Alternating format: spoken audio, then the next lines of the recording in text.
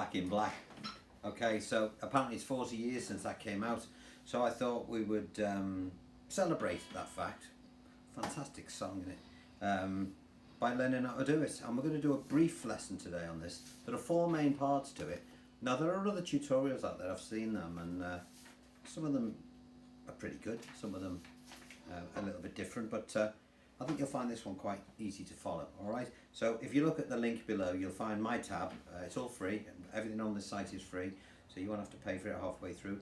Before we start, press the subscribe button if you're new to the channel, and the little bell which will tell you when I put other tutorials on. And for those people who know the channel, you will know that I mix it around a bit. We do classical, pop, rock, whatever you want to do, ukulele, you know, it's all about the entertainment. And for me, a good guitar player is somebody that can play all different styles. You know, it's no good getting 10 out of 10 on thrash metal if you're crap at everything else. You know, good player will get 8 out of 10 on everything. Alright, so that's the key to being a good versatile player and staying in work, because if you want to do it for a job, that's what you've got to do. You've got to know a bit of everything. Alright, so pay attention to that particular point, it's important. Right, so Back in Black, let's get stuck in with the first lick. It starts off with an E major, played like this. Okay, palm mute it to get rid of the delay. To the D. Now when you're playing the D, down, up, down, coming from the 4th string, because that's the D note. Then to an A. Now you can play your A like that if you want. I tend to play it with one finger, but you must make sure if you do that, you don't play the 1st string. It's very important. Okay, and again this time we're going to come down from the 5th string, because that's the A bass note. Alright, so we've got, and it's important that your hand moves in the right direction. I've seen lots of players doing this, going the wrong way, and it makes a huge difference. For this, you want to go down, down, up, down, down, up, down. Alright, and then we're going to do a little bit of a pentatonic, starting on the 1st string at the 3rd fret. I do a pull off for this. Okay, onto the 2nd string at the 3rd fret, again with your 2nd finger, and then down, up, the up being an open string. I'll do that again. Put your 1st finger on the 3rd string at the 2nd fret and give it a little bend, equivalent of about 1 fret. Release, and then come up on the 3rd string and catch a bit of the 4th string on the way up. The tab doesn't say that, but because if you do that, it leads nicely into the next, into the E chord that we're gonna, where we repeat the riff. So I'll do that again slowly.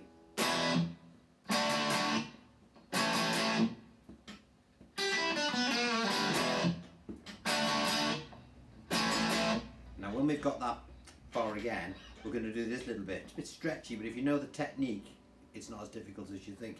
It's this bit. Okay, so how do we do that? Well, this hand is important. The pluck is going to move up on the 5th string and down on the 6th. Up, down, up, down, up, down, up, down. Don't try to do it the other way around. Trust me. Up, down, up, down, up, down, up, down.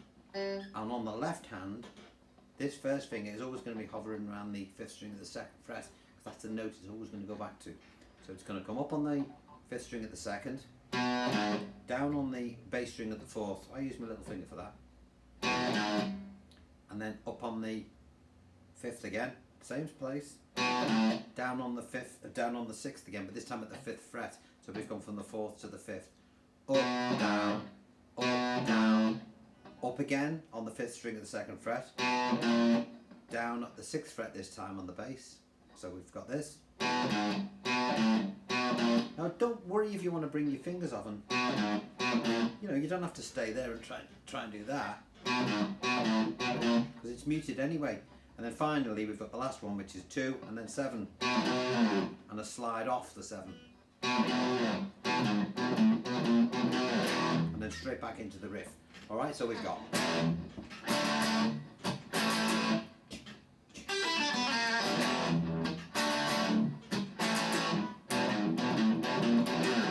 okay, that's part 1 done. Part 2 is when it goes into the chorus, if you like.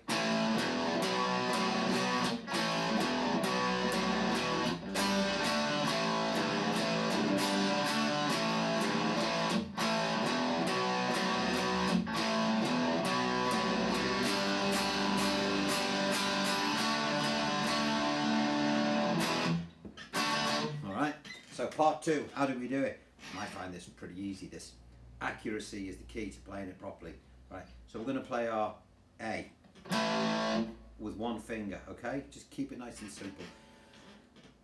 But I can't stress enough, if you're going to abbreviate the A, you must not play strings that you're not supposed to play, i.e. you must not play that first string under any circumstances if you're doing that. It's very important. And we're only going to look at hitting 3 strings in each chord anyway. So for the A, we're going to hit the 5, the 4 and the 3. Then we're going to move that finger up 1 string to cover the 5th string now. And now we're going to come down from the 6th string. This is an abbreviated E. 6, 5 and 4. Mainly 6 and 5. The 4 is just a safety net. For God's sake, don't hit the 3rd string. Sound crap if you do. Okay, from the A to the E. Keep that finger where it is.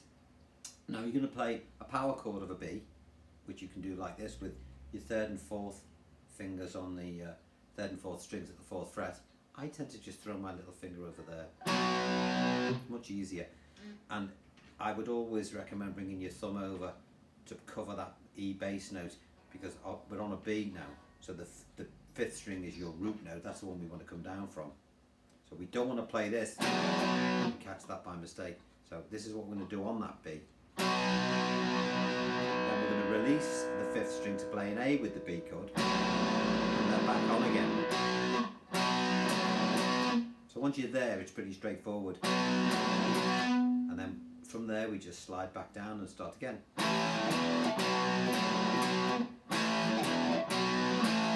All downstrokes. Let me do that one more time.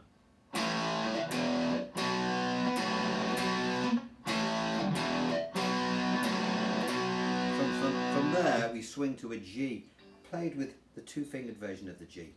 Now, some players play it without that finger. I always unmute the 5th. I just leave it on, you know. Mute the 5th anyway, it doesn't matter. It's that much distortion, you won't even know.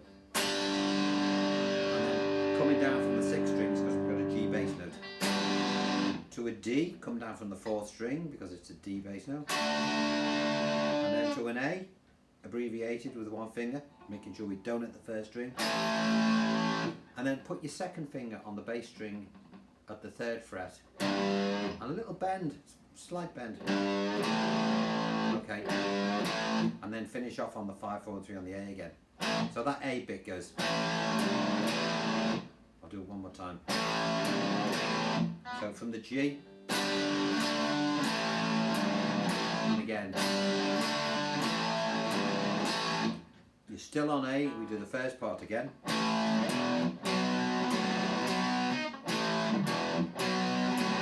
And then we finish the chorus with like 6 big beats on the G. 1, 2, 3, 4, 5, 6, and then 3 on the D. Bam, bam, bam. Let's get to that part so you can hear it in context.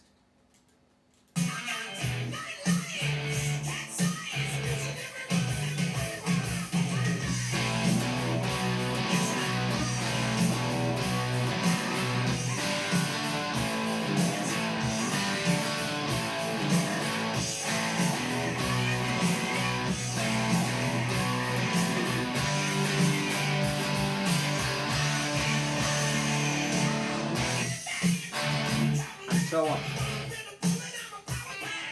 So far so good. So that's part 3 done.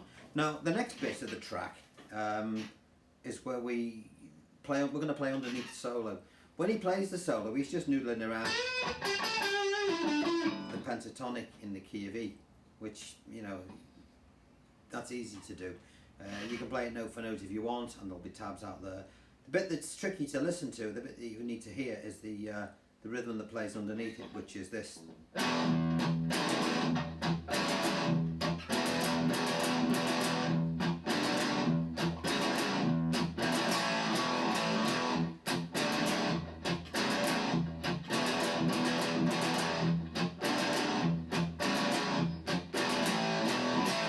So what's going on there? Well, it's all abbreviated around that E shape again. So instead of playing the E like that, again, 1 finger across strings 5 and 4. Do not play the 3, the 2 and the 1. You're going to get sick of me saying that, but it really is that important, okay? So we're going to play down on the E, 6, 5 and 4. Little finger on the 5th string at the 5th fret, and you're going to go down, up, down. Okay? move it to the, you can use your third finger for the fourth fret if you want. I'm just going to play my little finger, it's already on the string, and it's easier. Okay, I'll do that again. Down, down, up, down, down, up, down. Take it off and go down, up, down, down, up, down, down, up, down. All right, so.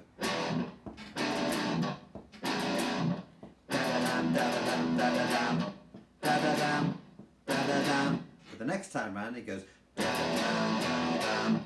Let's look at that. You've got the down up on the E, drop to the A, hitting the A bass note, back to the E, you're hitting the E bass note, back to the A, hitting the A bass note. And it's important that you're accurate with that. We don't want to be doing this.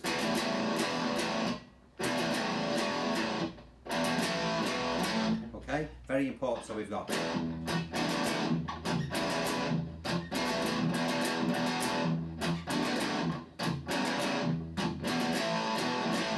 Should we listen to that in context? If I can find it on here, you have to forgive me. I do all these in one take, by the way.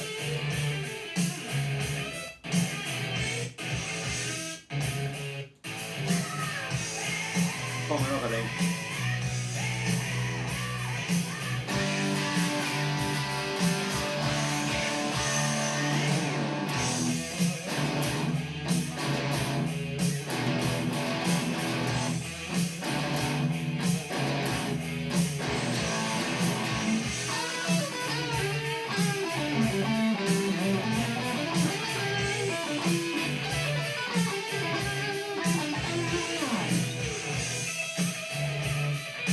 He's just piddling around the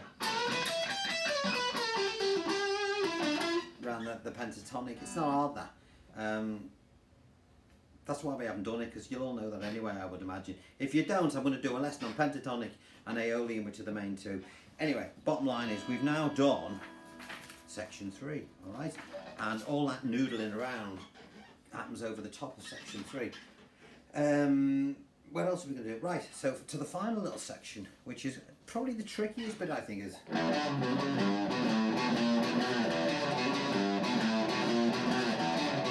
bit.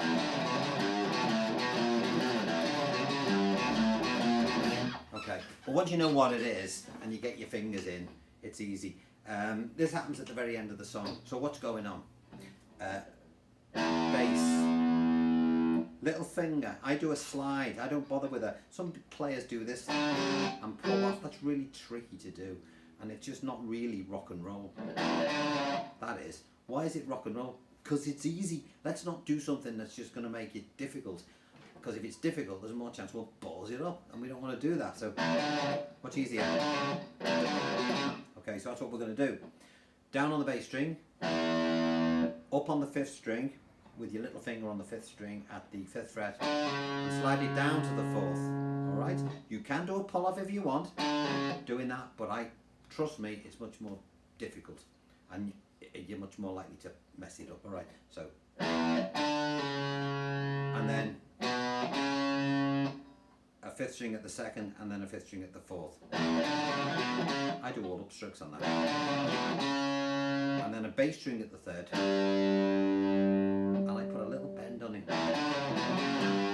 It's just, don't know whether there is one actually. If there is, it's subtle.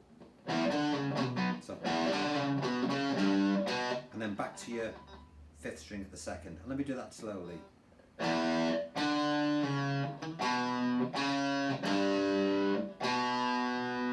And then we're going to pick it up at the 5th fret, which is similar to the bit we did earlier on.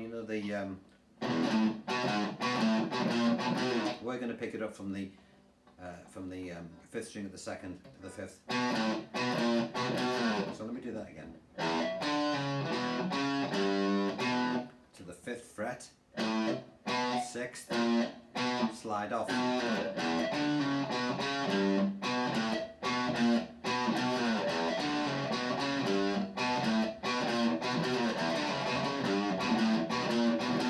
And then it sort of goes into a typical rock and roll fashion, goes to the key of A.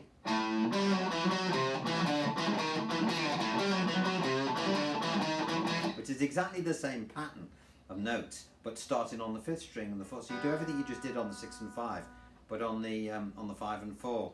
Okay? And then back to the E.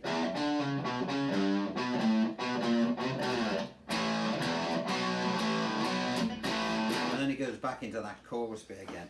And that's basically it. It doesn't really do anything else. And it doesn't need to, because it's a great song. There's not that much in it. And in typical ACD fashion, they've created another brilliant song with the first three chords that most of us ever learn, you know, A, D and E. Alright, so I hope you've enjoyed that. We'll do some, what should we do next?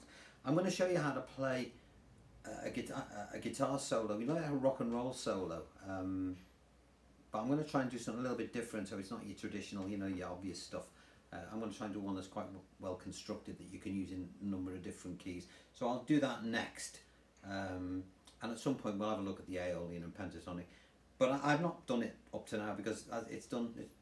You know, lots of people do it really well out there, so you can always listen to those. But solos for me are really, you know, I think if you have too many notes, like a great singer sings the melody notes, and we remember that. Guitarists that play too many notes, to me, irritating, and I'm not into all that sort of stuff. So when I do a solo, I'm going to show you one that's memorable, hopefully, and one that you can remember, and one that other people will enjoy listening to.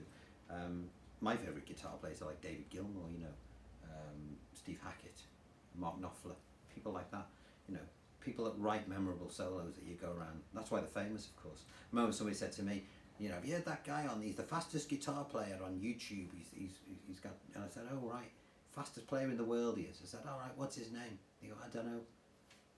That's it, I rest my case. All right, and on that note, and on that bombshell, I'll leave it with you. Don't forget to subscribe, press the bell, and it will tell you when my next thing's up. All right, and remember, everything on this site is free, so tell your friends, your dad, your uncle, or whatever, and enjoy it. All right, catch you next time. Bye bye.